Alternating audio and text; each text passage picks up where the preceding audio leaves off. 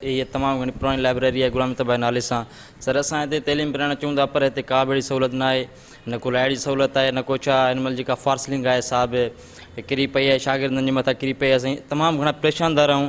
त सर असां मुतालबो था कयूं ज़िले जे इंतिज़ामिया खां त जदीद खां जदीद सहूलियतूं हिते मुहैया कयूं वञनि जीअं असां पंहिंजी तैलीम मुकमल कराए सघूं। लाइब्रेरी नौशाद फिरोज़ जे हवाले सां ॾिठो वञे त जेका सो हीअ तक़रीबन हिन खे 18 साल खनि तक़रीबन थिया आहिनि जुड़े लाइब्रेरीअ खे, पर हिन वक़्त ताईं लाइब्रेरी लाइ जेको थियणु घुरिजे हा उहो न आहे थी सघियो। कई हुकूमतूं आयूं, ज़िले हुकूमतूं आयूं, उन खां पोइ लोकल गवर्नमेंट आई, उन खां पोइ ॿियूं हुकूमतूं आयूं ऐं 11 साल पीपल्स पार्टी जी हुकूमत बि रही। उन खां अलावा परवेज़ मुशर्रफ जो दौर बि रहियो। लाइब्रेरी जे हवाले सां ॾिठो वञे त लाइब्रेरियूं हिकिड़ियूं जेका सो जदीद क़िस्म जूं हिन वक़्तु जेका सॼी दुनिया में पूरे पाकिस्तान में जुड़ी रहियूं आहिनि।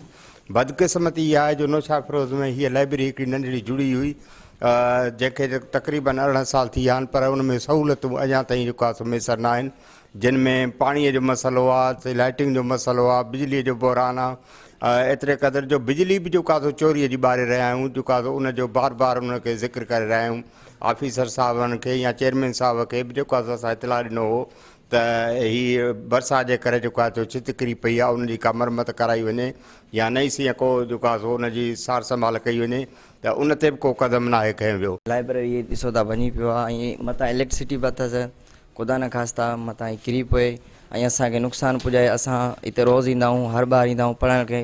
असां सरकार सां गुज़ारिश था कयूं त असांखे लाइब्रेरी जो फैसिलिटियूं ऐं असांखे ज़िमेदारी उन्हनि खे पंहिंजी संभाले ऐं असांखे पखा, इलेक्ट्रिसिटी, AC, फ्रिज, माना जेको फैसिलिटी आहिनि, सुठो पाणी खपे असांखे, माना तक़रीबन असांखे फैसिलिटी ज़रूरु खपे।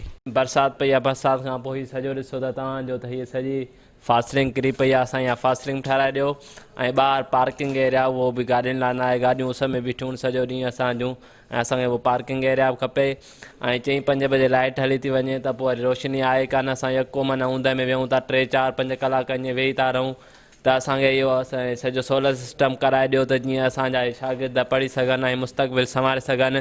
असांखे इंतिज़ामिया खां इहा गुज़ारिश आहे त असांखे जल्द खां जल्द इहो कमु कराए सघनि ऐं महिरबानी करे असांखे बुक्स प्राइवेट कनि, जीअं त फील्ड जा बुक्स हिते असांखे मिलनि नथा। हिते रुगो जनरल बुक्स पिया आहिनि, फिज़िक्स जा न आहिनि, मैथ्स जा न आहिनि, केमिस्ट्री जा न आहिनि, इंग्लिश जा न आहिनि ऐं उन सां गॾोगॾु इंटरनेशनल लॉज जा बि न आहिनि। जेके यूनिवर्सिटी स्टूडेंट जेके बि अचनि था त उहे पंहिंजे फील्ड जा बुक खणी उहे पढ़नि। हिकिड़ी माना सिर्फ़ु लाइब्रेरी खे सुठो माना हिकिड़ी अलमारी सुठी ठाहे छॾिजे ऐं उन में जेके थांव आहिनि उहे भॻल टुटल रखे छॾनि, इहो सही न आहे।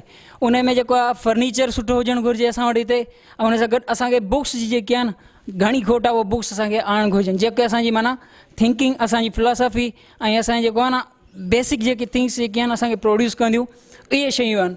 त इहे इन्हनि शयुनि जी खोट आहे जेके असांखे माना ॾिनी वञे। जी, लाइब्रेरी में पढ़ंदड़ नौजवाननि जा तव्हां वीचार ॿुधा, उन्हनि जो चवणु आहे त जेके ज़रूरत जा जेके किताब आहिनि उहे लाइब्रेरी में मौजूदु न आहिनि, जंहिं पीअण जे पाणी जी खोट आहे ऐं इमारत ज़बून हुजण करे हू जेको आहे सो ख़ौफ़ ऐं ख़तरे हेठि जेको आहे सो तइलीम इल्मु हासिलु करे रहिया आहिनि। हिननि मुतालबो कयो त लाइब्रेरी खे बुनियादी ज़रूरत जूं शयूं मुहैया कयूं वञनि, किताबनि जो झझो तइदाद हिते हिनखे ॾिनो वञे ऐं बुनियादी जेके ज़रूरत शयूं उहे पूरियूं कयूं वञनि त जीअं हीअ बि पंहिंजे इल्म जी प्यास जेको आहे सो बिना ख़ौफ़ ऐं ख़तरे जे हासिलु करे सघनि। ज़ाहिद राज पर टाइम न्यूज़, नौशाद फिरोज़।